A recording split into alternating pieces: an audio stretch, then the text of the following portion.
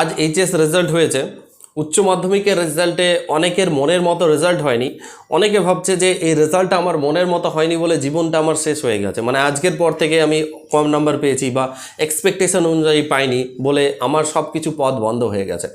দেখো প্রিয় ছাত্রছাত্রীরা, এরকম কিন্তু নয়। কারণ আমি তোমাদের সঙ্গে দীর্ঘদিন পড়িয়েছি, থেকেছি, প্রত্যেককে জানি। এটা সত্যি যে এইচএসের রেজাল্ট তোমাকে একটা, তুমি যদি ভালো করো তোমাকে একটা মোটিভেশন দেবে, তোমাকে একটা ভালো জায়গায় নিয়ে যেতে সহযোগিতা করবে। বাট এটা সত্যি নয় যে এইচএসের রেজাল্টই শুধু তোমাকে ভালো জায়গায় নিয়ে যেতে সহযোগিতা করবে।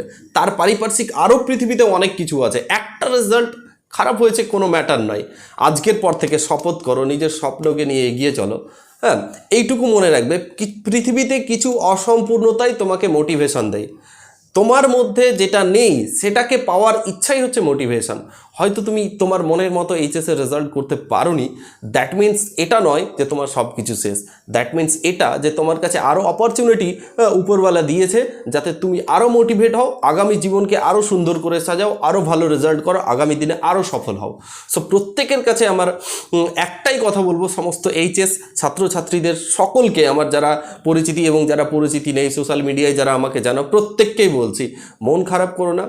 এটা একটা নির্দিষ্ট জায়গা লেভেল অবধি পরিচিতি দেয়, ঠিক আছে, বাট এটা কিন্তু সর্বোচ্চ পরিচয় দেয় না। সর্বোচ্চ পরিচয়ের রাস্তা এখনও বাকি।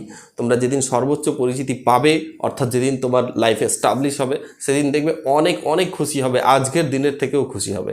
ঠিক আছে? সো প্রত্যেকে মন খারাপ করো না, ভালো থেকো। প্রত্যেকের জন্য ভালোবাসা, শুভেচ্ছা সব কিছু রইল। তোমাদের জীবন আরও উন্নতি হোক।